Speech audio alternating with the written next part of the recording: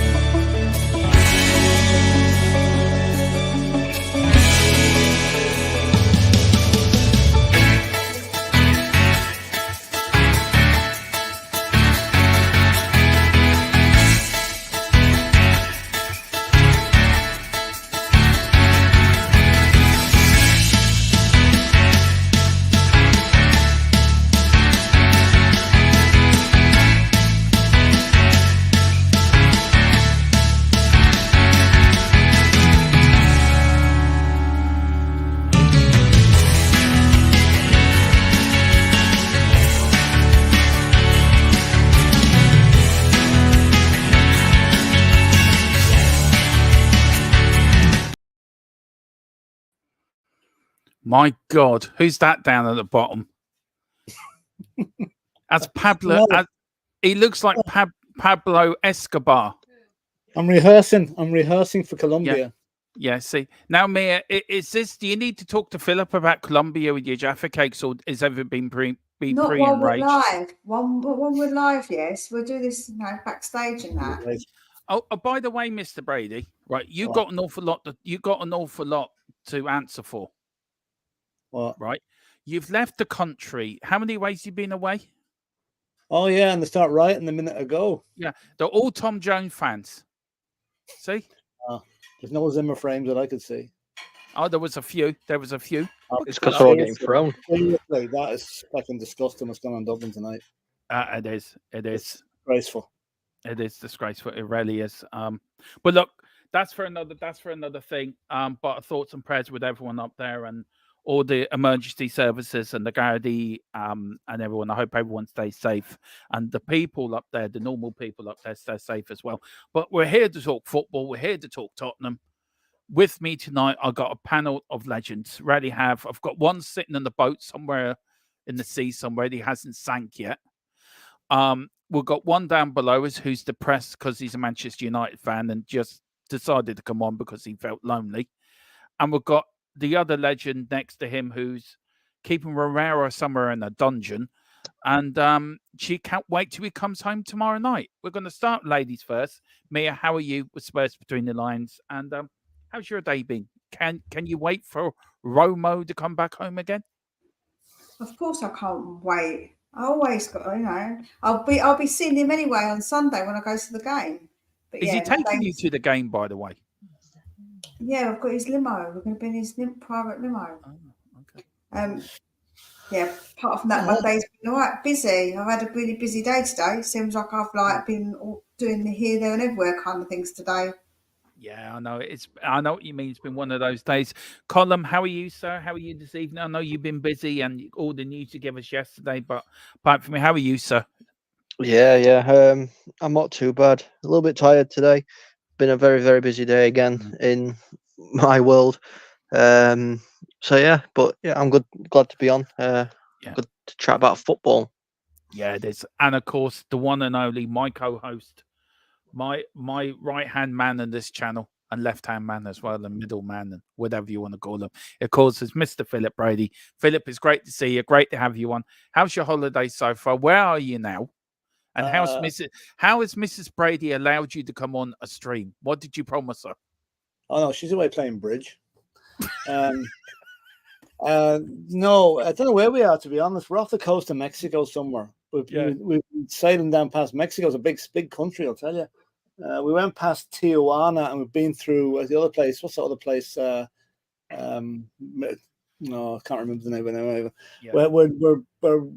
We're not landing in a port until Saturday morning, so we still have another 36 hours or more to go before we get there. You know. And Mrs. Brady's playing bridge. Mm-hmm. Oh yeah, she's come all the way there to play bridge. Oh, listen, you know, it's first thing she did gets on the ship. Right, is there any bridge? You know, so and there is. So yeah. Anyway, well, let's see. It's 2 o'clock in the afternoon here, actually. So we're 7 hours behind. Yeah, 2 o'clock. Yeah. Yeah. See, I haven't rung you at 6 in the morning yet, Philip. I've been very careful now. Please do not do them, because I have a habit of forgetting to put my phone off at night. And if it went off at 6 in the morning, I'd be over the balcony. They'd be searching for me. Do you know what? Me as that sort of person to do it actually and blame me, wouldn't you, Mia? I would never. You would. I'd never want Phil to be hurt, so I wouldn't do it. Oh, thank you, Mia. Thank you. That's very thoughtful of you. Not like other fella in the top left there. I know, it's terrible. Oh, bless him. I can't wait to hear back. Who will we have to call the Irish Tom Jones if something happens to Philip? Do you know what I'm saying? True. I never thought of that. Or the Irish Joe Dolan. I never thought of that. What's well, Phil, stay safe there. Just say we've got Tequila. Yeah. Hello there, Domo. Hope everyone is well. Yeah. I hope you enjoyed my solo stream earlier. I had a bit of a rant about everything. So I really enjoyed that. So big up Tequila. We've got Shamu. Big up Shamu Vandy Voo. Phil looks like Elwood from the Blues Brothers. John Belushi, the late Grace. Yeah. Not Blues Brothers 2000, he says. No, that was crap. Yeah. That was crap. There's only one Blues Brothers film for me. That was the first one. And Shamu says, don't pick on Colin. He's got so many EPL trophies he can throw in our faces. Yeah. And Champions Leagues. And FA Cups. Don't start them off. No, don't start them off, no. And then we've got Tequila. Phil looks like to me he's just stepped off from shooting Top Gun 3. Yeah, right. Yeah. And then we've got Shamu says Tom's Cruise stunt double. There you go. Yeah, that's it. Yeah. Now Tom Cruise is his stunt double. Yeah, that's it. Yeah. And then we've got Tequila pulling some serious G's, Phil. There you go. Now, look, Colin spoke to me for the stream tonight, guys, that well, I let Colin explain it. What I'll do is I'll read this out. I let you explain it first, Colin, because you're the one who brought it to me. So basically, Man United face a European competition crisis if Sir Jim Ratcliffe takes over the 25% of the club. Now, Sir Jim owns Nice Football Club and could face a backlash from Manchester United fans over a European football. UEFA clearly state in their rules that no two clubs that have the same owner can participate in the same competition. This means that if ever one of these two clubs finishes higher in the league, they will both qualify for the UEFA Champions League, will have the spot, and the other will have to drop down to the Conference League. This is because they won't be allowed to play in the Europa League in case that team has qualified for the UEFA Champions League, doesn't make it through and drops into the European League, where the rule would apply again of no two clubs owned by person can participate in the European competition. So, look, I start with you, Colin. Mia made a very good point. Oh, sorry, Colin, I took the wrong thing off. Sorry, I didn't mean that. Mia made a very good point before we went live that surely there should be a way around it. But would have Jim Ratcliffe have this in his thinking before he put his offer in to buy Manchester United? Or is he just buying Manchester United because they're Manchester United? Yes, that's a very good question. I mean, we still don't even know the full details of the sale anyway. So we don't know what his thinking is. To be honest with you, he must have had some sort of inkling that this might happen. Now, I know obviously Mia was saying about the Red Bull company. Obviously, they've got Leipzig and is it Salzburg? And how they got around it. It's slightly different to what they're doing because Sir Jim owns the whole of Nice. You know, it's not just board members that are stopping this. It's the fact that he owns Nice and he's going to own a share of Manchester United. That's what going to be the issue is with this. It's not great going to say, you know, he hasn't took over the club yet, and this is going to be a big issue, because as it states in that statement you just said there, you know, if Man United finish 4th, for instance, and Nice finish 3rd, we play Conference League football instead of Champions League football, because, like it says, we can't play European football in case Nice get 3rd place and drop down to European.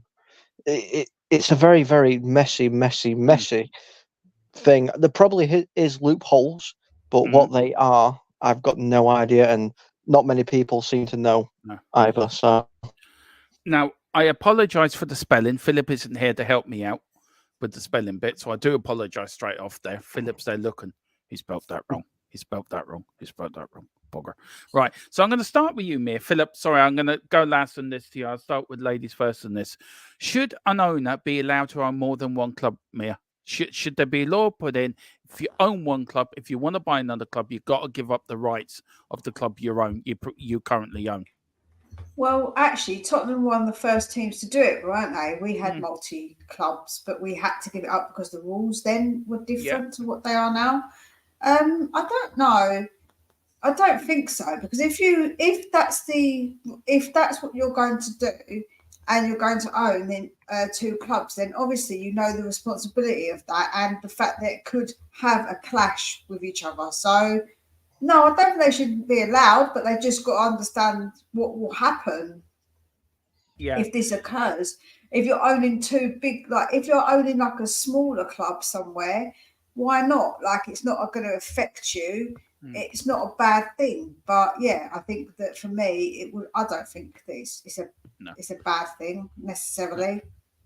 Where do you stand in this, Philip? I mean, Man City. I mean, Boris Britt here puts a very good point in here that Man City, in that sense, if Genoa qualifies for the Champions League this season, wouldn't Man City be facing a crisis since they're both owned by the same group? Where do you stand in North, Philip? Should there be one owner per club? That's it. Yeah, just before I answer that, I just want to throw one little bit in there about the Jim Ratcliffe situation. Jim Ratcliffe only owns 25% of Manchester United. Is there a percentage you can't go above before you're classed as an owner? He's only a part owner. 5%. I'm just wondering, is there a loophole there that can be exploited? You know, it's 5%. Is that all? Oh well, kicks that one out of the door anyway. Yeah, right. Okay, point taken. Right. As to, I think one club is enough for anybody. To be honest with you. But shouldn't you away for FIFA? But should there be rules in there? Is this Monty-owned football club? Is it a good thing or a bad thing for football? I think it's a bad thing, because you could have someone like the Saudi Arabians or whatever buying up a club in each league, right? Buying up a good, high position club in each league, and then that gives them enormous clout when it comes to policy and stuff, because they'll be owners of one of the top clubs in each particular country. No, I think one club per owner, run that club right, rather than dividing your time and your money among several clubs. One at a time. Now, Mia, look, Saudi Arabia owns Newcastle, so Newcastle can loan players back to Saudi Arabia and vice versa. Look, where will this go, do you think, in the end? Where could this lead us? Because will it be a case of the Middle Eastern people taking over a majority of the Premier League? Is it like what Tequila's saying in the chat as a conflict of interests? Where are we going with this? Can you wait for a FIFA? Should they do something? Or do you think it's not? Look, it is what it is. We get on with it. I think that it's too late now because it's already happened. But for me, like I say, if you're going to own, say, a team that's lower down in the French league, and you've got a team, say, a Manchester United, I don't think that's necessarily a bad thing. Like, I don't think there's anything wrong with that necessarily, but it's obviously the responsibility of owning 2 clubs that could potentially clash, just the issue. And also, like you say, Saudi Arabia owning clubs, obviously they could then loan players to Newcastle, even though it was voted against stopping that. The leagues, we voted it to still happen, for it to happen. So yeah, I think that the fact that they get that vote is the one they benefit from it. So of course they're going to vote for it. So that doesn't really shock me.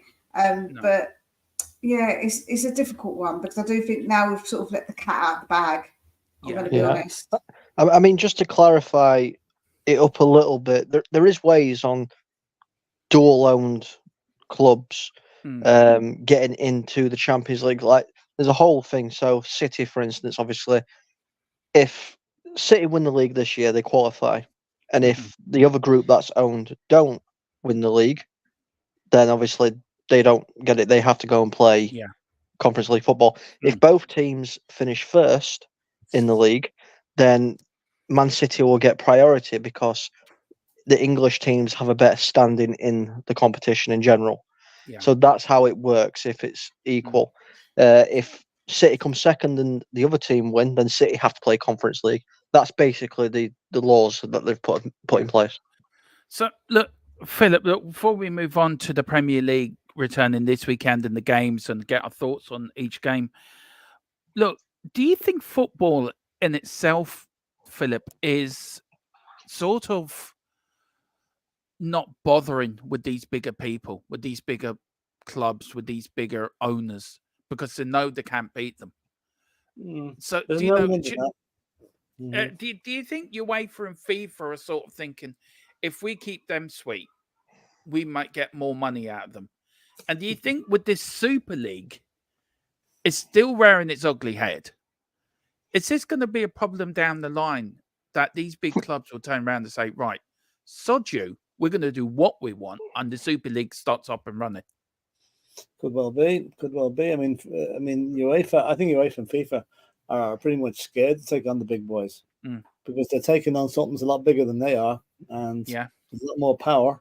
And but I think all this is heading, and I'm not happy with it. But this is all heading towards eventually a Super League. It will happen. Whether UEFA or FIFA like it or not, it's going to happen. And it's going to be forced on them by the powers that be in these big Saudi, Qatari-led domination that's coming down the line. Yeah.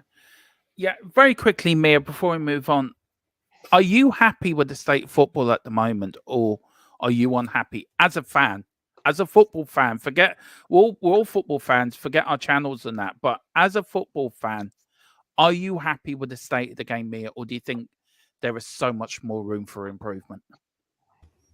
Of course, there's room for improvement. I don't think that anyone can doubt that. We've got problems with VAR. We have got clubs obviously breaking rules, which obviously isn't acceptable. So that needs to be tightened up. Like, the rules need to be really tightened to the nth degree, in my opinion. So overall, of course it can be improved. Absolutely. Yeah. I mean, look, I just very quick question on the Tottenham thing and this 15-year thing, me, and I'll start with you very quickly. Should the FA, are the FA more, look, I think the FA are incompetent for waiting 15 years to bring this up. Has this anything to do with the Man City Chelsea thing, that they're trying to bring this up and this thing up 15 years later to take the fire off them, if you know what I mean? Just very quickly, do you think it's or do you think the FA is incompetent? They should have done it 15 years ago. I think that what's happening is that we've got some maybe perhaps an independent regulator coming in, and the Premier League want to try and prove a point that they're able to do things properly, and they're clearly not able to. But I think to me that's what they look like they're doing. So now they're pulling up with like old things and re-looking at them. So it's a bit crazy. Yeah, very quick question. Would you be happy with the independent regulator looking into running football? Yeah or nay? Who's that from? Mia. I'll start with Mia and I'll go around the houses. Yeah, I wouldn't mind, because I think if somebody independent, surely they'll have a more balanced view of it, opposed to, like I say, the people who are running it are involved with it, so they benefit from some of the decisions. It's got to be somebody who doesn't benefit from any of this. So yeah, that's true. Philip, where do you stand on this? And the Tottenham news, what happened 15 years ago, and the Man City Chelsea thing, and is Mia right? Is the Premier League running scared? Simon Jordan has said this on TalkSport, that the Premier League looking over the shoulders thinking, shit, we've got an independent regulator who wanted to come in and run the game by the government. So do you think they're trying to clean house very quickly to prove we can do it? But do you accept it? Why are they going back 15 years? Jesus, enough going on with the present day without going back historically. And I'm sure the FA must have looked at that back in 2007 or whatever it was and thought there's no case to answer or it wasn't worth pursuing. But now the Times have brought it up and everybody's doing the song and dance about it. Okay, if we did something wrong, punish us, right? But I mean, I saw someone today after the Spurs could be relegated for it. Now, come on. I mean, let's get real. If they did wrong, they should be fined or whatever, or maybe get a transfer embargo for a season or something. But that's it. The FA, I think, is, let's face it, they're like Division 2 version of UEFA and FIFA. Yeah, and Colin, look, you know my thoughts on this. I'm very sort of, this is ridiculous. We all know Man City are far more bigger fish to fry than Man City and Chelsea. We know the 10 points deduction to Everton, which I thought was a bit harsh. I've always gone on, I feel sorry for the fans. Me and Mia had this on Monday, where I said I feel sorry for the fan. And I agree. I understand Mia's point as well from this. Mia makes a very good point. If it was us, nobody would give a shit.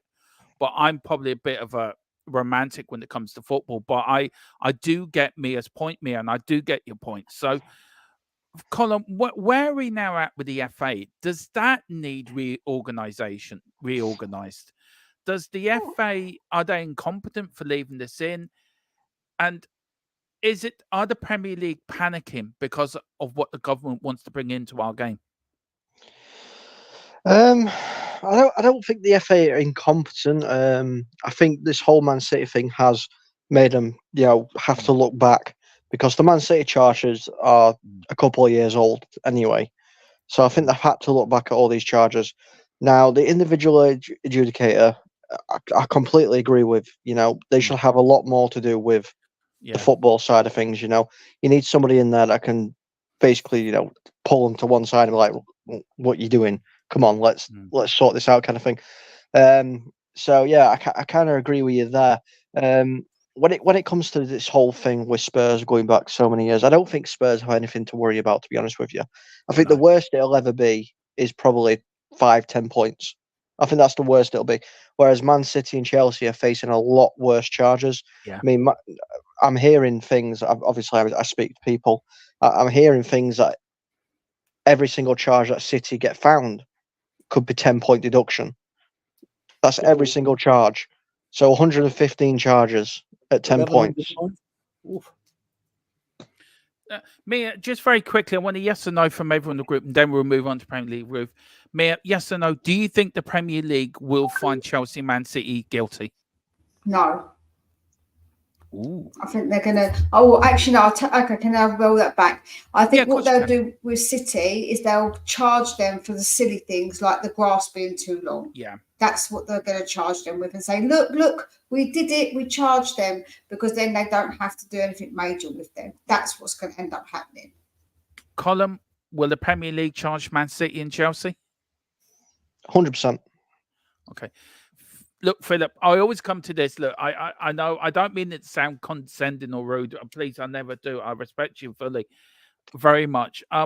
With your knowledge of the game and how long you've watched it and how long you've seen different eras of football, can you see the Premier League charging Man City and Chelsea? Yeah, with all your experience, they'll charge them. They'll find them guilty, and then the truth. I'm not sure about the Man City if it's unappealable, right? Unappealable one. If they, I think Man City will be charged. They have to be. They can't let them off. Chelsea will appeal it and get off because some solicitor forgot to put a comma in somewhere on a contract. Yeah, and that's how they get off. They get off on a technicality. Chelsea's non-appealable, by the way. I thought Man City was. Man City was. Yeah, Man City's. Both of them are non-appealable. I think both of them are non-appealable. Am I right in that, Colin? Is one non-appealable and the other one you can appeal? Chelsea is appealable at the moment. Yeah. Whether they actually decide to appeal or not is something Todd Bowler is going to decide. I don't think he is going to appeal it because the punishment isn't going to be severe enough for him to feel like he needs to appeal it. A lot of the charges against Man City aren't appealable either, but there is a chance that they could appeal some of the charges because it is multiple offences. But do you not think, Colin, that they're just going to try and charge them with like minor ones? Because there's 115, but not all of them are major, right? So, what's going to happen is they're going to drag it out for so long that it's going to end up being nothing because they've got such good lawyers. They're going to find all the loopholes, and it's going to drag out and probably until I'm 100 years old if I live that long. That's how long it's going to take. Well, the issue with I say we. I don't work for the FA. The issue the FA are facing is they're doing a lot of work already in the background. The EFL are obviously having to get involved because of the ramifications that may come across, depending what happens with City. Now, I know Dermot's seen the information that I've seen. You know, we both know that EFL aren't happy with the situation at all. It's going to be a very difficult one. The thing that we don't want, and let's face it, it's probably going to happen because of the sleazebag lawyer that City have hired, is going to wrap this up in so much red tape, it's going to take a long time. I mean, for what I knew, what I said on Monday, the EFL don't want to accept Man City. So where do you put them then? Do you put them in the Conference League? That's I mean, you look at Rangers. Rangers got put back to the lower leagues of Scottish football. And if that was us, we'd be thrown. We would have had the book thrown in there if that was us. Listen, the thing about it is if they do that, they're just going to end up coming back up. They're going to do exactly what Rangers did, which was they went all the way through, come back up, and then started winning stuff again. So But do you think? Look, do you think somebody has to be made an example here to show everyone we mean business? Yeah, should be. It should happen. Whether it does or not, I don't know. But I'm just thinking that if Man City have 10 points per offence, right, that puts them completely out of the league or football league altogether. If you keep that, you know, what I'm trying to say, that 1,100 points you're bringing into the southeast, northwestern, 4th division or something, some amateur team in Manchester. But it'll never happen. They'll get deducted. They'll probably get a slap on the wrist, deducted just enough points to keep them in the Premiership, and that'll be the end of it. Yeah, look, I just think it's going to run and run. And look, I think it's the Premier League trying to clean house. That's my thing. And with the independent regular wanting to come in, it's them wanting to say we can run our own sport. It was another thing as well I heard the other day, and I'll start with you and this, Mia. What was it? Philip, do you want to read out this comment here from Erwin? Sorry. Hi guys, in the chat. I just think that VAR and now these allegations are a lot of nonsense. Stop this now. The football be and stop digging. Well, VAR especially, VAR, but I believe there was a couple of terrible VAR decisions in the European Championship games of the weekend. Yeah, there was. So I mean, it just keeps going. There's no end to these mistakes that have been made by VAR. So it has to go. Yeah. Good. Oh, just very quickly. Goodbye to Stephen Kenny. I didn't know nothing about it, Philip, till you told me. I knew nothing about it. Like hell you didn't.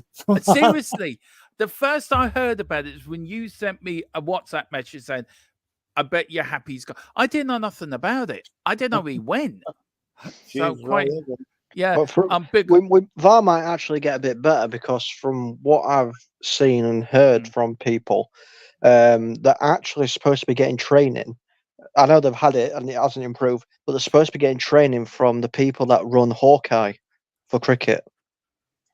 All right. Oh, that might. What's your view on VAR, Mia? Do you think it should go? Or do you think, like Colin, get them training better and see how it goes? But do you feel VAR is running the game instead of the referee? I would personally tweak it to what it's used for. I've said this. I'm going to repeat exactly what I've said a million times. I personally would say every decision gets 60 seconds or 90 seconds for the VAR to check. If they believe there's an error, what they need to do is say to the referee, and then the referee makes the final decision. Yeah. Look, I can remember years ago, right, before VAR, you go to a game, referee makes a cock up, you go down to the pub and you talk about it and you moan about it. That referee's, oh, he's useless, he's this, he's that, he's made a.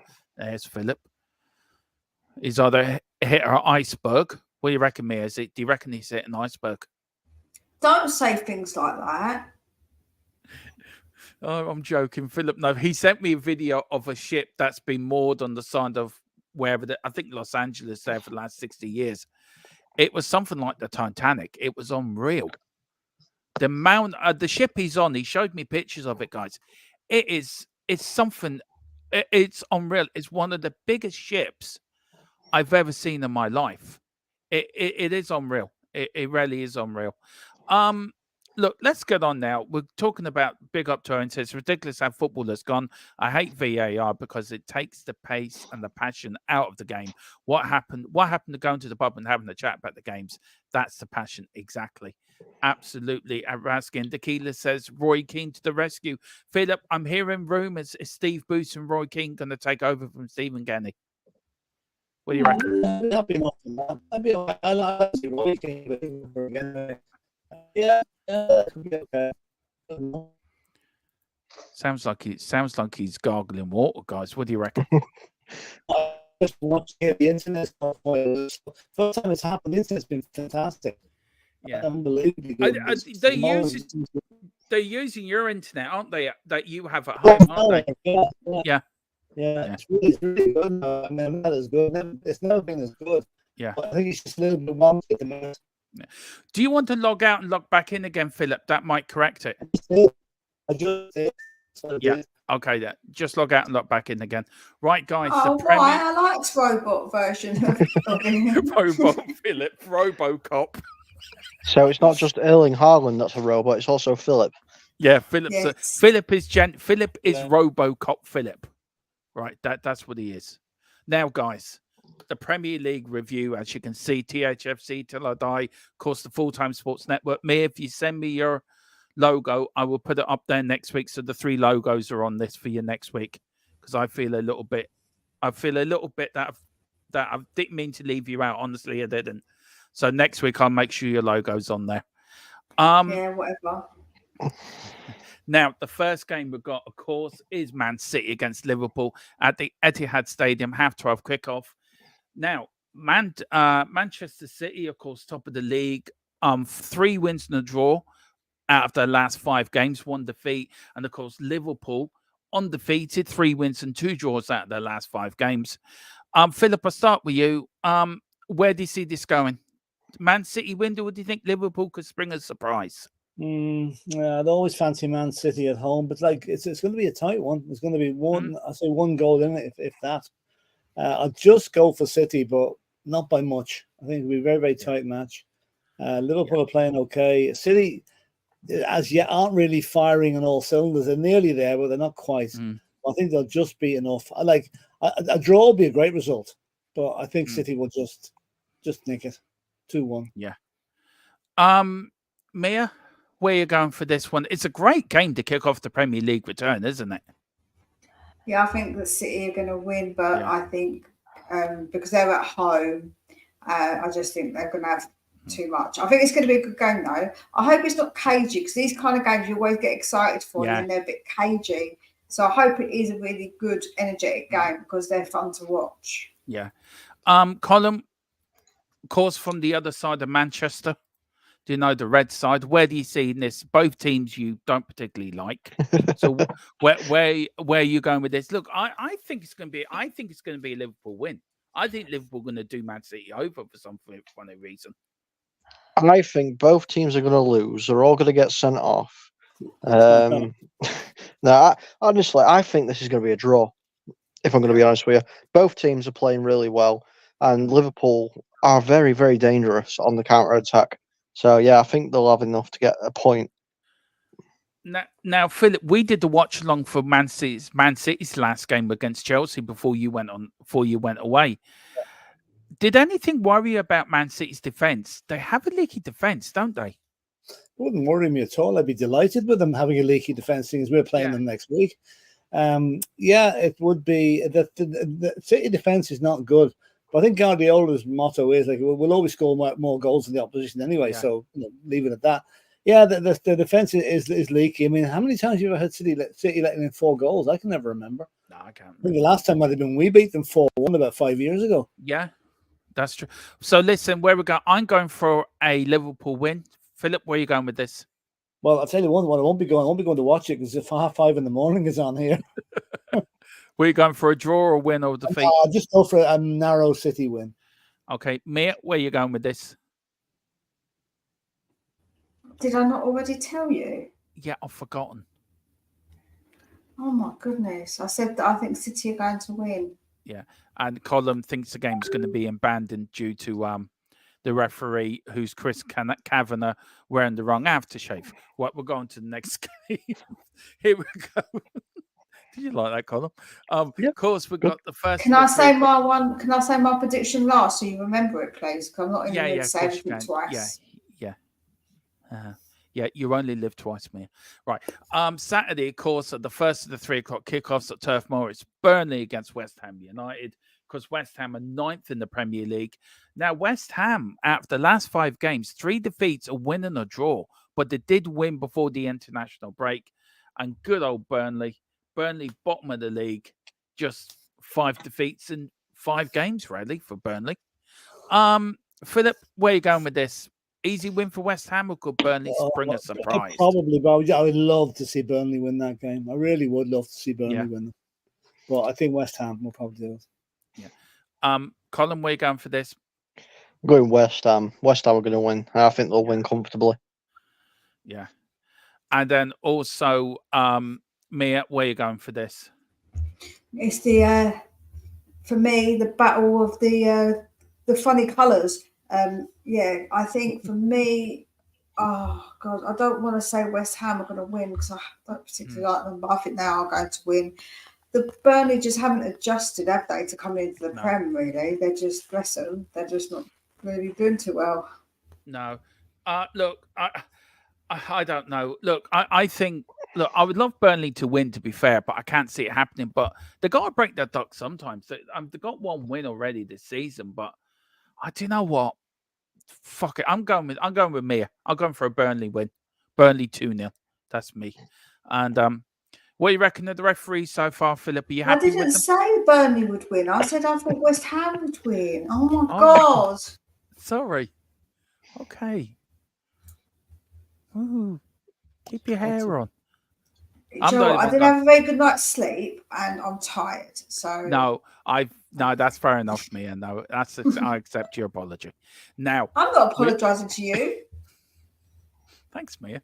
We've got another one, of course, Little Luton down at Kenilworth Road, of course, at 3 o'clock kickoff again on Saturday. Luton 17th.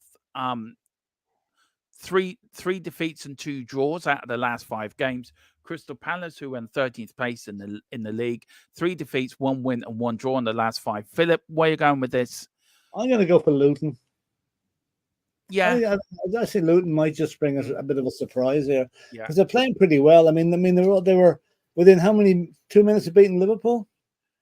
So yeah, I think they can do it. I think they can beat Palace. Yeah, Mia, where are you going for this one?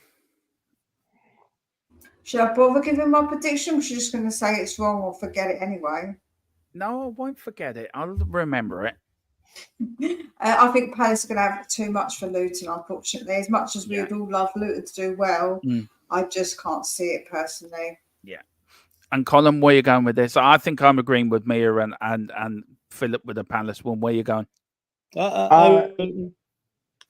Oh, he's going for Luton. Sorry, yeah. Yeah, he's going for Luton. Do you know what? I think this is going to be the coupon buster for the weekend. I'm going Luton. Do you really think so? Why? What makes you too confident Luton can do? Is it because of their Liverpool game, or what makes you so confident?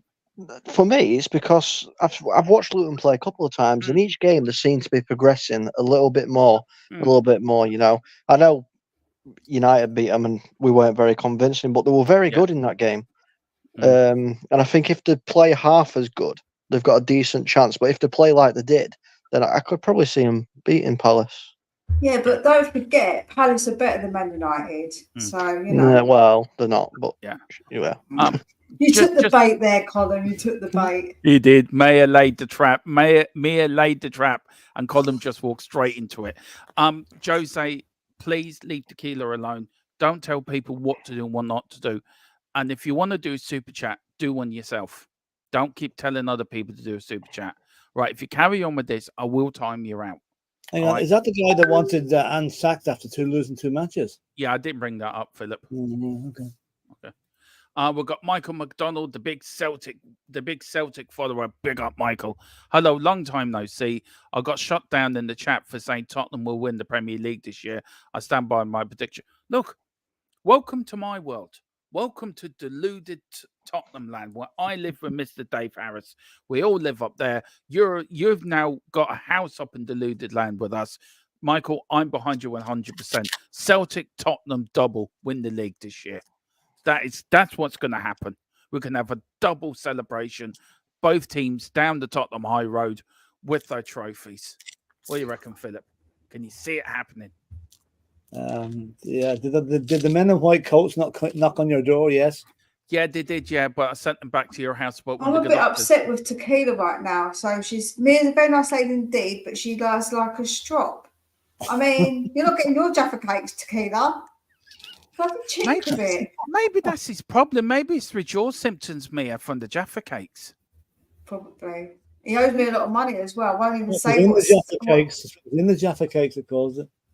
Joe, what? I'm not even going to tell you the number that he owes me because it's it's more than 6 figures. Let's just say. You could buy Man United. Yeah, you could buy Man. Yeah. Why don't you buy Tottenham?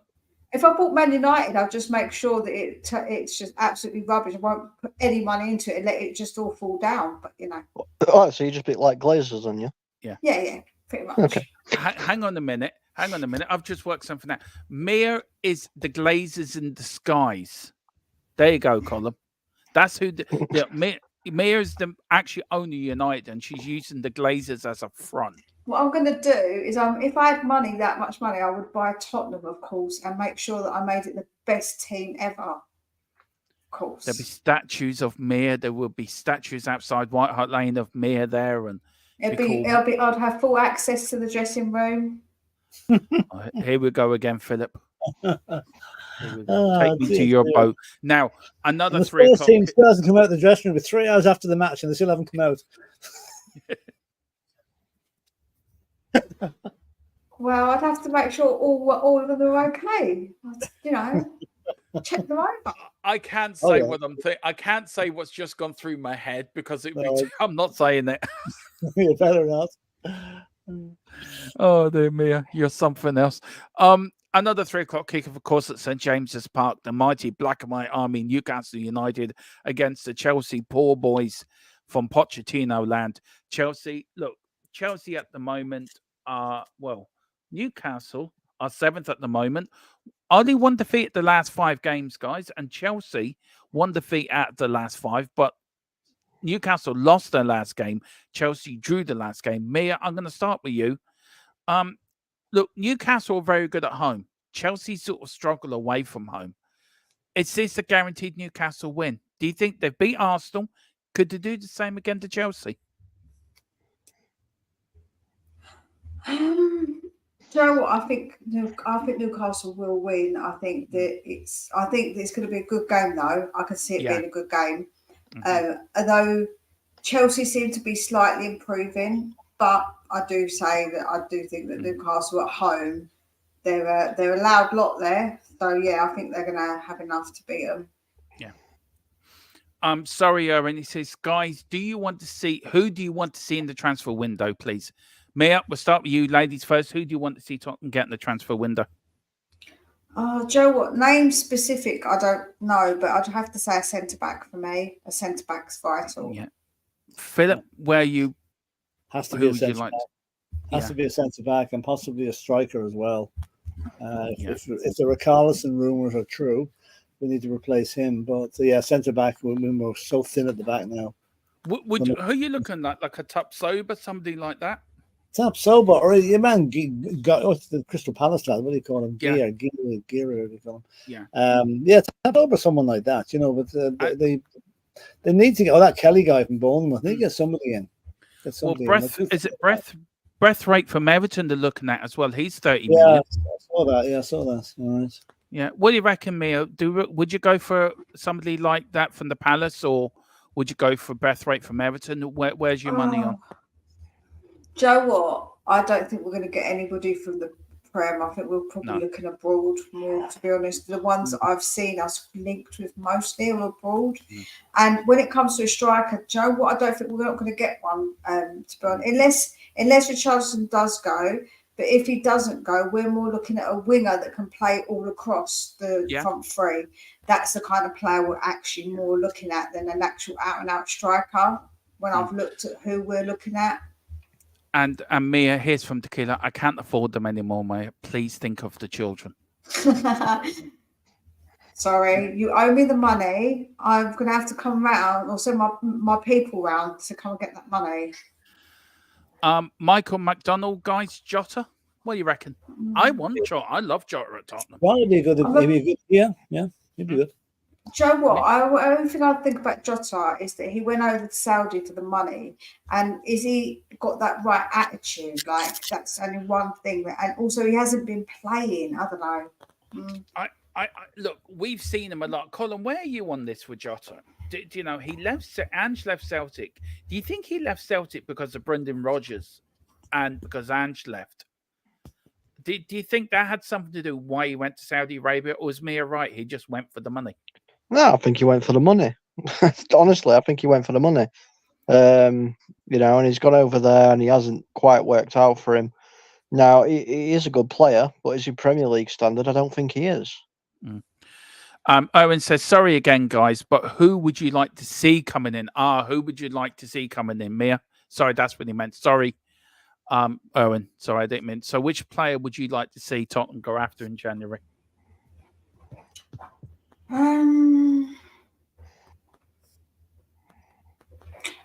I would still want a centre back, a decent one. I know we had interest in Tomori. I think he's quite a good player.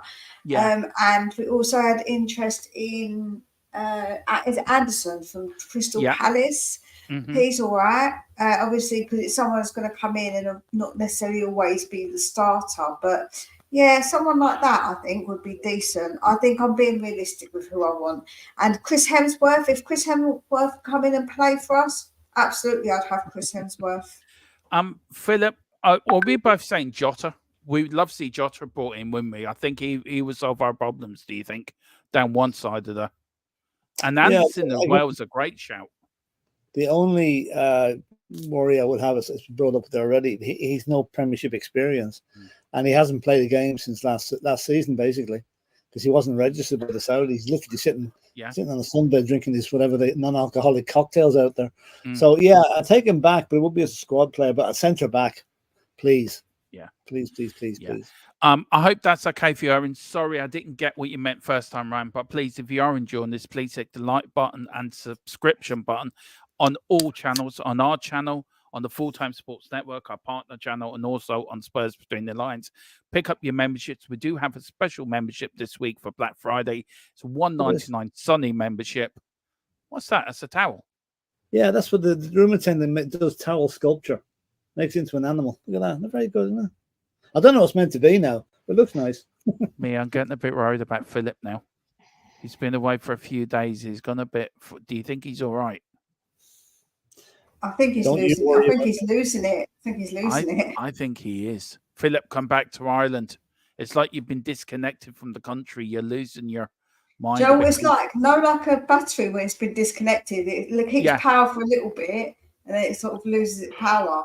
So it's a bit like that satellite that's gone to space, Voyager, in the 70s. It's now starting to lose its power a bit. It's a bit like Philip sending back garbled information. It'll probably come back and land on top of your house, Thomas. Probably. But anyway, look, so where we're going. So, Colin, where are you going for this? Newcastle or Chelsea? Where are you thinking? Chelsea. Seriously? Chelsea are coming off a good result against City. Chelsea. Okay. I know, Mia. Did you say Newcastle before we got sidetracked, Mia? Yes, I did. Thank you. Right. Yeah, I knew I got that right. Philip, where are you going with this one? I'm gonna stick with the barcodes and go Newcastle. Yeah, I think am they'll be too. tight. They'll be tight, but I think they'll just Chelsea aren't great away from home, Yeah. except when they're handed matches on the plate. So Yeah. I don't think that's going to happen on Saturday. So Now, guys, we've got another game. It's lots of games at 3:00 this Saturday, which is great. So Around the Grounds will be back this Saturday, of course, with me and whoever else will come on with me, in case Philip is too busy sunbathing in Mexico or Colombia. we're talking 6 o'clock and 7 o'clock in the morning here. 8 o'clock in the morning. I'm not even sure if they'll show the matches on the ship. I don't know whether I'll get to see them. He's absolutely boasting about where he is. I'm up at 6 in the morning, doing a bit of sunbathing, having a few lagers at 7 in the morning with my breakfast. The sun doesn't rise until 6:30. What would it be doing out at 6 o'clock? I say it'd be lovely watching the sunrise. It's freezing here in the morning. It's freezing here in the morning before the sun comes up. Oh. Right, now we've got Forest, of course. Forest are there at 14th, of course. Only one win at the last 4, 2 defeats and 2 draws. And Brighton, who the wheels, I think, have fell off Brighton a little bit. No wins at the last 5, guys. 3 draws on the spin and 1 defeat in that last 5 games. So, Philip, look, it's a tough game. Forest seem to be picking up a few points. Brighton, the wheels have sort of fell off. Where are you going with this? Look, I think it's Forest to win, to be fair. I think Brighton will come back on track on this one. I think they'll win again, not by much, but they'll get a win. Yeah, Mia, where are you going with this? Look, are you surprised Brighton have fell off? The wheels have fallen off so quickly with Brighton. I think it's a bit early to say the wheels have fallen off yet. I feel like it's a bit premature. I think that they're gonna have bumps. I think like all teams, and we're so early on in the season. So no, I think they'll be all right. I think Brighton will they still play well. So I think it's going to be a draw. Do you know what? That's not a bad shout. Colin, where are you going with this one? Brighton win. They've got too much quality for Forest. And that's got nothing to do with me being a Donny fan. It has everything to do with you being Donny fan. Just be honest with us. Just be honest, Colin. It has. I don't like Nottingham Forest. Yeah. Well, look, I love Nottingham Forest under Brian Clough, but look what happened to him. I would recommend people to watch Damn United, though. That's a damn good film. Great film. Yeah. Well, look, very quickly on Forest and Brian Clough. Philip, what was he like as a manager for Forest back in the 70s and like with Derby and then with Forest and then the Leeds debacle? Did the Leeds debacle teach him anything, do you think? Did it change him as a manager for what it was before Leeds to after Leeds? No, I think Brian Clough was always a rebel. Even in his playing days, he was a rebel. He didn't conform to the norm. He did his own thing and always did his own thing. And I think I don't know what the scene in the film is true. It probably is. But you remember when in the scene in the film when Leeds were drawn to play Derby in the FA Cup and Don Revie walked straight past and wouldn't shake his hand. Yeah. I think that was the defining moment of Brian Clough's career. I'll prove to you what I can do, lad. And look what he did. He went to Forest and won 2 European Cups. So I'll tell you one thing. I wish he was around today instead of some of the drab, featureless, colourless managers that we do have in the Premiership. Mia, look, I know you and me are a bit younger and we sort of remember the older Brian Clough in these later years, a little bit red in the face, a little bit dishevelled looking, but still won trophies with Forest back in the 90s. Do you look at Brian Clough and thinking he was the best manager that England ever had, like Michael McDonald has said in the chat? Oh, better than Fergie. Yeah, that's a good point. Who was better, Fergie or Cloughie? I think Fergie has to be given the nod on the number of trophies won. I was going to say, if anybody says Clough's better than Fergie, I will personally come and hand deliver a slap to your face. Thank God I'm safe anyway.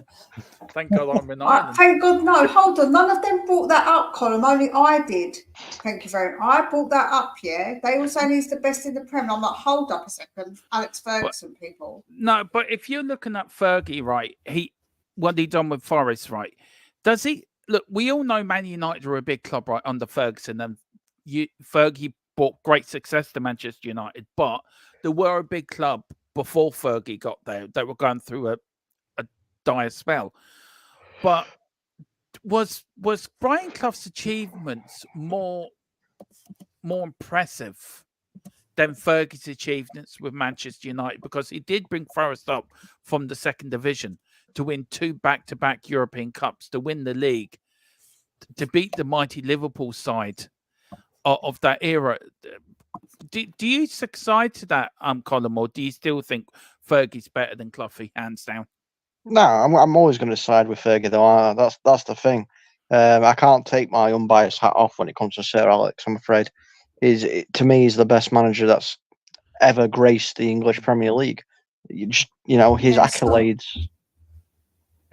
I just think as well, don't forget like how Fergie did it. I know there was a big club anyway, but don't forget what Fergie did and the way that he did it. I just think you can't match that.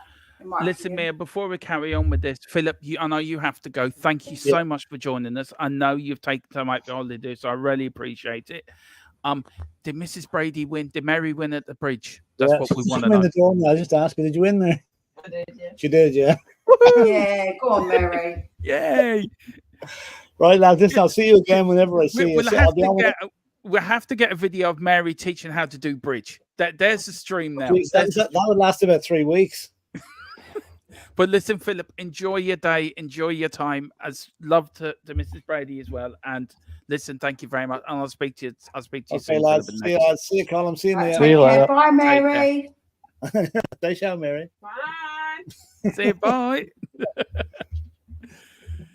There we go. I'll take the Godfather out. There we go. Big up to Mrs. Brady. Yeah, big up to Mrs. Yeah, exactly. Yeah, she's a lovely person, Mia. She really is. Look, I'm very interested. Look, I understand what you're saying, but do you think Brian Clough's achievements are a bit more special, though? No.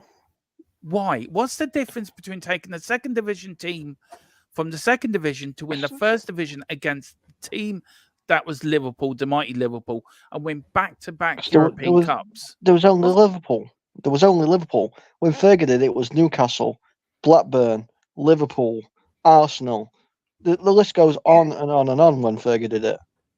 That's what I said. It's the way he done it, man. Like Exactly. So, do you think if Fergie was a manager in Fergie's time, right, Cloughie and Fergie, do you think that would have been the big rivalry if they were managers at the same time? If you know what I mean, if he was younger, instead of the younger Cloughie that we remember, if he was the Cloughie of the 70s and 80s, now, if you know what I mean, Colin and Mia, back when Fergie was dominant with United, do you think that could have been a massive rivalry between them two? Probably. Yeah. I just think Fergie was... look, Alex Ferguson is probably the greatest Premier League manager that will ever grace the game. Nobody can take away for what he did at Manchester United, what he did at Aberdeen as well. Let's not forget that. But I think Fergie, what he did with Forest and Derby was special. They were special what he done. But look, two great managers, you can't really take anything away from them. But look, it is so. Look, should be a great game on Saturday. Another 3:00 kickoff, guys, is Sheffield United against Bournemouth. We've got Bournemouth in 16th place, guys. Only 2 wins out of the last 5. And Sheffield United, 1 win out of the last 5. They're in 18th place. Mia, where are you going for this one? Do you reckon who needs to win more, Sheffield United or Bournemouth, do you think? I think they both need the win. I think it's going to be a draw. Yeah, I probably agree with you. Colin, where are you going in this? Yeah, I've got to agree. I think it's going to be a draw. Bramall Lane's not a very nice place to go to. Yeah. I think so. It's going to be an interesting game. Now, the 5:30 kickoff, of course, it is on BT Sports. Brentford against the South Londoners. We've got Brentford now 11th place, 3 wins out of the last 5, 2 defeats and 3 wins. And, of course, the South Londoners, a point ahead of us. Only 3 wins out of the last 5, 1 draw and a defeat. Where are you going with this, Mia? Are you hoping for a Brentford win? Because Brentford are not bad at home. They're very tough to beat at the Vitality Stadium. the Getch Community Stadium, aren't they? Yeah, they've beaten before. Not last season, was it the season before? I don't think they're going to win. No, I think Arsenal will win. Unfortunately. Apparently it's turned to, is it EE Sports now it's called, or TNT Sports? TNT. Where's EE Sports come from? You've been playing too much FIFA. Yeah, probably. I was from Tequila. So where you going with this, Colin? As much as I would love Brentford to win, I think Arsenal are going to win. I think they've just got a bit too much for Brentford. Yeah. Okay, and then, of course, we are now moving, of course, to the best game of the weekend, the only game of the weekend, which is important for us. Tottenham Hotspur returning with Romero sitting on the sidelines for being a naughty boy. And he's a very, very naughty boy. See, Colin, do you see what I mean? Well, it's past 10 o'clock, so... Yeah, okay. I'm allowed, goes. it's past 10 o'clock. Yeah, anything goes. Of course, it's a 2 o'clock kick on the 26th of November, Tottenham Hotspur Stadium. The mighty Spurs against Aston Villa. Tottenham Hotspur, 4th in the league, 3 wins out of the last 5. Of course, they've lost the last 2 in the bounce before the international break. Aston Villa, of course, 5th in the league, 3 wins, a defeat and a draw at the last 5. But Villa away from home are not as good as they are at home. So, is this... look, I've seen Paul Merson saying today, mate, that he's waiting... Why do you even listen to that absolute twat bag? Honestly. Hang on. Look, would you let me finish what I'm saying? You heard that dimwit, Paul Merson, saying about when the bubble would burst, and he doesn't know what he's talking about. Of course, he's an ex-Aston Villa player, so of course he's going to big Villa up. Look, is this all looking to a Tottenham win? Because Villa's away record mirror is awful this season.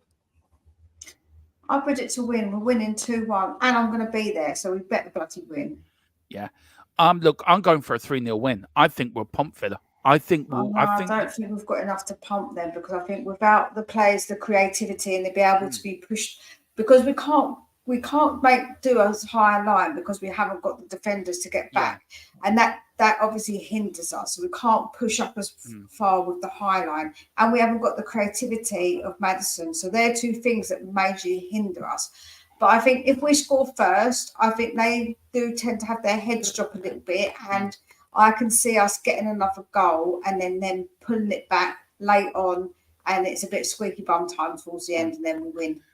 Look, Villa at the moment, if you go on the form guide, away from home, they're 13th in the league with only Villa with only 1 defeat out of the last 5, but they only got 7 points, where Tottenham at the moment, if you look at the form guide at home, are actually only down in 7th. Where are you going with this, Colin? Look, we know Tottenham have injury problems, but do you think Ange would have read them the riot act after what happened at Wolves before the, do you know? So what are you going with this? Look, me and Mia, of course, are going to go for Spurs wins, but where are you going on this?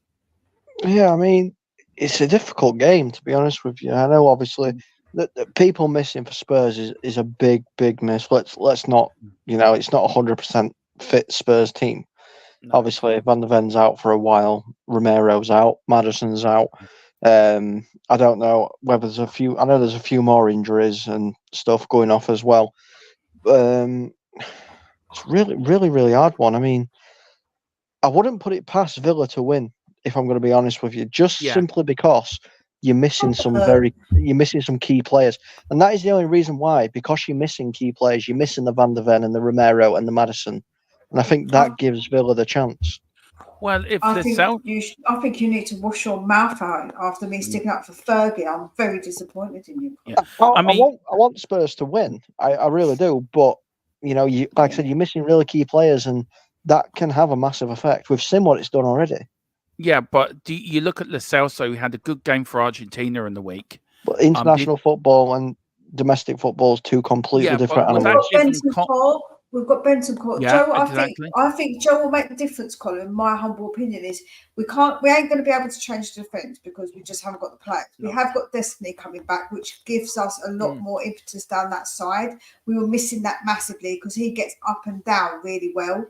But what we can do is change that midfield. without Højbjerg there, I think we could have a bit more creativity. If we had Bentancur, Sarr, and Lo Celso, that's a much more creative midfield, and that will help us. Do you know what, Mia? I have to agree with you on that. I actually do have to agree with you on that. I think Højbjerg in that midfield, he was one of the problems against Wolves, and I think you're spot on that. Absolutely.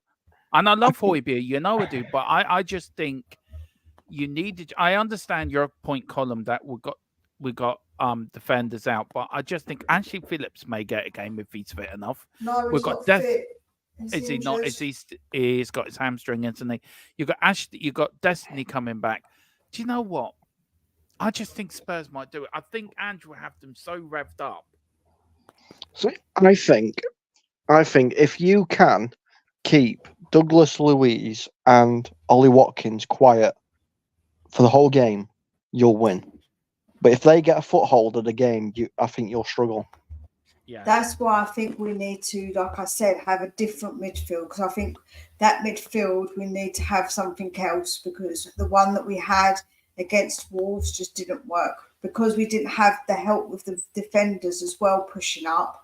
We have to find another way, and we've got Destiny back. Like I say, he helps us a lot. But we definitely need to have more creativity, because Bentancur, he can put his foot on the ball. He's silky with the ball, man. When I watched him live, he's just class.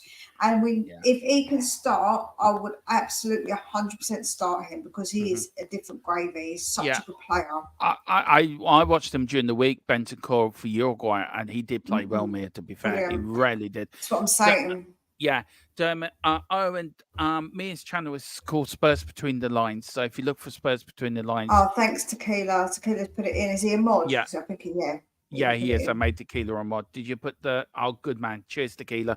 Tequila, of course, the new mod, one of our new mods on here. Oh, be careful. He asked for payment in Jaffa cakes. He'll soon be on to you about the Jaffa cakes now. I won't give him any. He can go and take a run in Jaffa cake and jump. Yeah, he can, because he owes me money before you get any more Jaffa cakes. Now, we're going for your team here, Colin. Manchester United, of course, 6th in the league. Do you know what? Out of the last 5 games, you haven't been on a bad run, actually.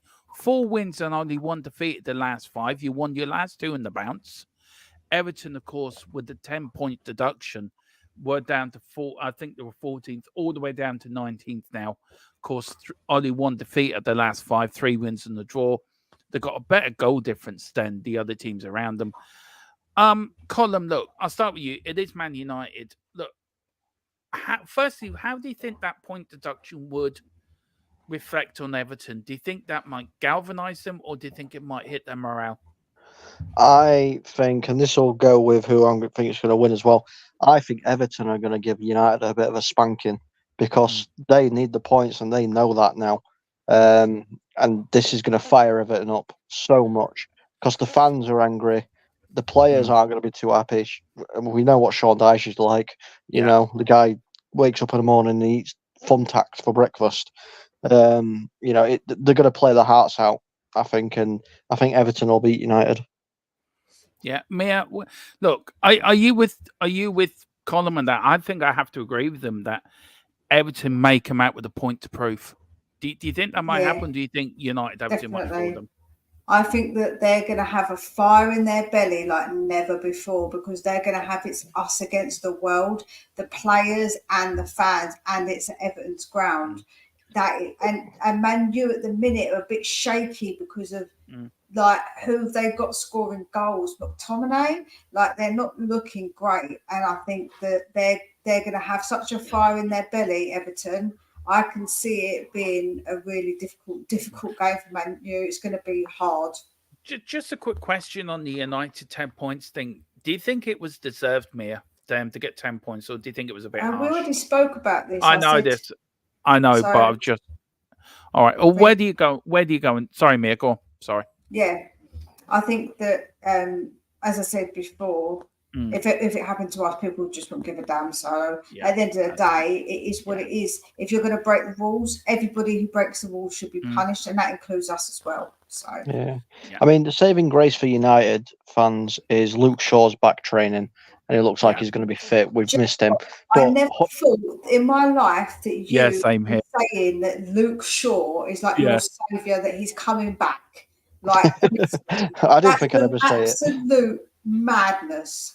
I know, there'd be Man United fans carrying big statues of Luke Shaw to the game on Saturday. Seriously, that's just a crazy thing. Yeah. Like if anybody's ever seen Stand By Me, I always used to take the mick that he was no lardass when he goes boom, boom, every time the Shaw run. That's what happened. And now he's a Lord Saviour to Man United. And McTominay scoring your goals. What the hell? No, McTominay can go away. McTominay can go away. I don't care about McTominay. He scores your goals. He can't go away. He scores your bloody goals, man. He can. If I was in charge, it's a good job I'm not. I'd take 50p and a Freddo for McTominay. But then you wouldn't score any goals, mate. You wouldn't have any goals being scored. It's him that's scoring them. It's fine. Can you just look, Wolves versus Fulham, guys? I just need to pop off for 2 seconds. Can you just take this one, Mia? Sorry. Discuss it. Yeah. I think Wolves Fulham. I think it's going to be another quite a good game, you know. I think Wolves seem to be slowly improving. I think at the beginning of the season, I think they've got a bit unlucky, don't you, Colin, with some of their decisions they've had, especially when you've got your goalkeeper clotheslining them. The Onana tombstone pile driver. Yeah. But so I feel a bit sorry for them. So I think actually they seem to be growing, if that makes sense, as the season's gone on. So I've got to agree with you. Wolves have been getting better and better each time they've stepped foot on pitch. It's good. I think this is probably going to be a game at weekend, if I'm going to be honest with you. That sounds crazy to say because it's Fulham and Wolves, but yeah, I think Wolves will win. I think it'll be like 4-3. Yeah, I think it's going to be a high scoring game as well. I think it's going to be one of those games. I agree with you guys as well. We've got Fulham, of course, 3 defeats out of the last 5. They lost last in the 2 before the international break. And, of course, Fulham. Where's Fulham? Fulham, of course, are 15th as well. Only 3 defeat, only 1 win out of the last 3 games. Have I got that right, Wolves? No, sorry. Wolves only 1 defeat out of the last 5, 2 wins, 2 draws. And then Fulham 3 defeats, 1 draw and 1 win. I'm going for a Wolves win. I'm going for a 4-0 win for Wolves. I just think Wolves will have too much for Fulham. I just really, really do. Look, guys, I just want to end off on that. We will go over the weekend games next week, and let's see if our predictions are right. Just last question, Mia, probably 5 minutes on this. Look, I was delving through the internet trying to find different things to find, and I found this. Now, I know it's a bit small. I do apologize for this, but this is the salaries, the estimate total salaries each club plays in the Premier League. Manchester United topped that with €203.9 million on wages, and of course Luton down there with €22 million. Mia, look, I'm asking the question: should there be a salary cap in football? I mean, are clubs spending more than they earn? I mean, some of these numbers are unbelievable, aren't they? Yeah, but the clubs that are spending the most are the biggest clubs. So, no, I don't. I think that the salary cap can't be done now, Dermot, because the fact is you can't expect players to go to teams if they know there's going to be a salary cap. Basically, they're going to just say, well, I'll just go to another team that's going to pay me more money abroad. So, I just think that we can't do a salary cap now. It's too late. There's such a big discrepancy between some players from like the lower end of the spectrum to the top. It'd be crazy to try and put a cap on it now. It's too late for that, in my opinion. Colin, look, can you help me with some of these numbers? The transfer fees, is that how much they've spent, or is that how much the squad is worth? It's how much the squad's worth. Now, you look at Chelsea, nearly 500 million, €500,000. It's because they've got about 56 players, that's why. Yeah. Tottenham there, you look at Tottenham are 246 million. You look at United, 121 million. Chelsea have more of an expensive squad than Man City and Newcastle, and they're state-owned. So where's football going with these? These are crazy numbers, aren't they, Colin? Well, yeah, I mean, they are crazy numbers. I mean, these numbers as well that you see in the transfer fee one especially, the wage one does as well, but they fluctuate as well depending on how a player's performing and stuff like that. And obviously how many players you've actually got in the club, which is why, Chelsea's is so high. 'Cause like I said, they've got basically the squad of the small size of a country playing for them. Yeah. But to go on what you were saying about the salary cap, you kind of got to think it's a double-edged sword. Yes, it'd be great to have it because then it equals the playing field. But no, we can't have it because just think, we put a salary cap on. It's only the FA that's going to do that, and maybe the EFL that might do it. How many players are we going to lose? The likes of Son, if a salary, maybe not Songs, you don't really care about money, but some of the bigger players, that play for like Man United, City, Newcastle, Arsenal, some of those players, they're going to go straight over to a Saudi league because they're going to get offered money. Yeah. If a salary cap's in there of like max you can pay is £250,000 a week, and then a Saudi team comes along and goes, well, we ain't got a cap, we'll pay you £550,000, then they'll go. Yeah. Look, Mia, where you go with this with Michael McDonald? There should be a cap on what agents get paid. Do you agree with that, or do you think the horse is bolted also out of the stable on that? I thought they did change how much the agents got paid. I thought that was going to. I thought that come into force. Am I incorrect, Colin? Yeah, I think. Am I right to say that the FA are still? They haven't brought that in. FIFA didn't bring that in at the start of this year, but I think the FA. Am I right? The FA are still. Haven't brought it in yet? It's not been brought in as of yet. The January transfer window is the last time that they'll be able to do it. From what I know, as soon as that January transfer window shuts, then that's it. The agent fees are all going to get reduced and stuff like that. Yeah. Yeah. Tequila, no problem. Put your link in, sir. Yeah, and I'll sub to it as well. I love a gaming channel. Let know what games you're playing. You've not subbed to it already? Oh my goodness! I never found it. I didn't know, but Tequila, sorry. I'll give you a Jaffa cake, Tequila. No, it's too late, Tequila. Don't accept his Jaffa cakes. Mine are the best anyway. No, he wants a box. I'm getting a new batch in from Colombia from Philip. Yeah, I've actually gone to a different supplier than you, Mia.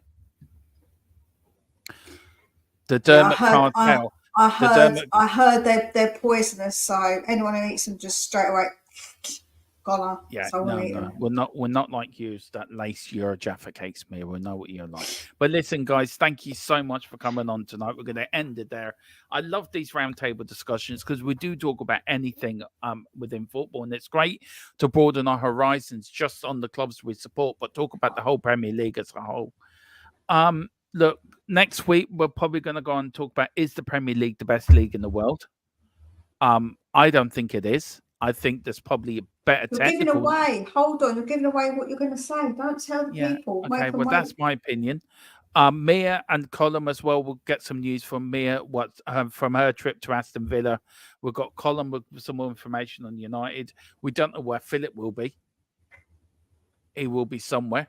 Philip could be locked up in the Colombian prison for all we know. Who knows? He could be streaming from the toughest Colombian prison in Colombia. Who knows? But listen, Mia, where can people find you? Your link is in the chat. So where can people... Let me try and find your link, Mia, and bring it up. Thank you so much for coming on tonight. It's always a joy when you come on. I love doing shows with you. Please, everyone get over. She is the queen of the Spurs community. So please get over to Spurs Between the Lines. And when you're doing it, give your head a wobble while you're hitting the subscription button. Mia, what you got coming on next? I've actually got 10 a.m. tomorrow. I've got my preview for the Aston Villa game. So, yes, Tequila, I did post a post on my community page on when I will be doing my lives. I also am going to start doing post-match, so instant match reviews, or like basically my thoughts with Kate and Ellie. But it's going to be a mixture of whoever's on available sort of to get on and do those as well. But yeah, definitely please go over at 10 a.m. tomorrow UK time.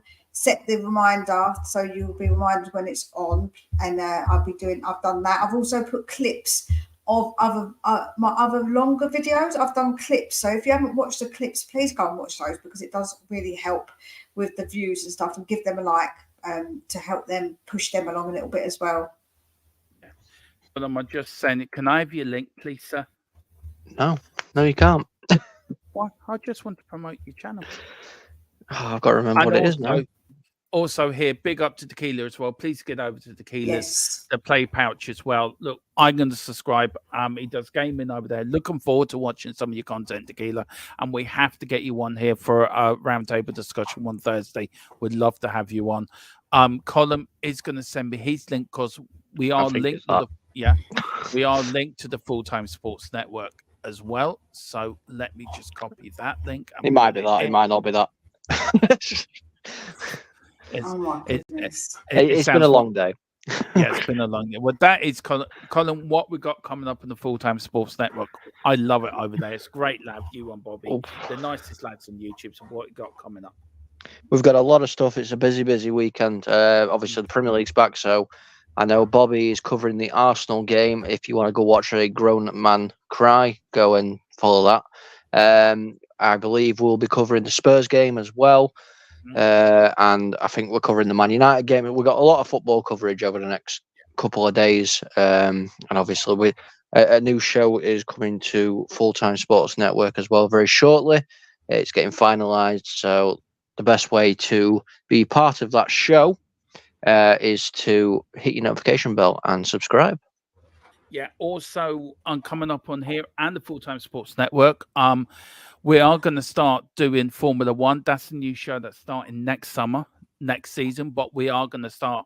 Me and Chris are trying to get some pre-records, and me and Philip as well. Maybe Colin wants to come along on this as well. We've got the boxing coming up, which I'm going to talk to Colin about as well. That we're going to cover the big fight on the 23rd. We're going to build up to the Tyson Fury Usyk fight as well, which we're going to cover as well as a watch along. So we've got that coming up before and after Christmas. We've got all the football games, of course, all the watch alongs here. We've got the draw for the European Championships 2024 coming up on the 2nd. We've got watch alongs, post-match, pre-match.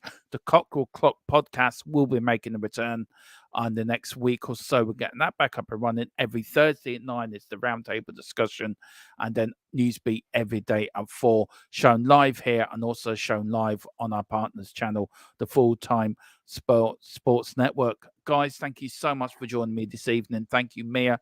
As always, it's a pleasure. Thank you, Colin. An honor as well to have you on. And please subscribe to everyone's channel and also Tequila's channel as well. Please do us a favor. But hit the like button on here before you leave. Hit the notification bell for more shows coming up. I've really enjoyed tonight. Thank you guys so much. Anything before we go, Mia? Do you want to add anything before we leave? No, not really. No. Colin, thank you so much. Just hang on. I want to talk to you a little bit after, Colin. Just got out. Yeah, no worries. So, all right. Thank you all for watching. Come on, you Spurs, in the big Ant we trust, as we're all above the Ant train.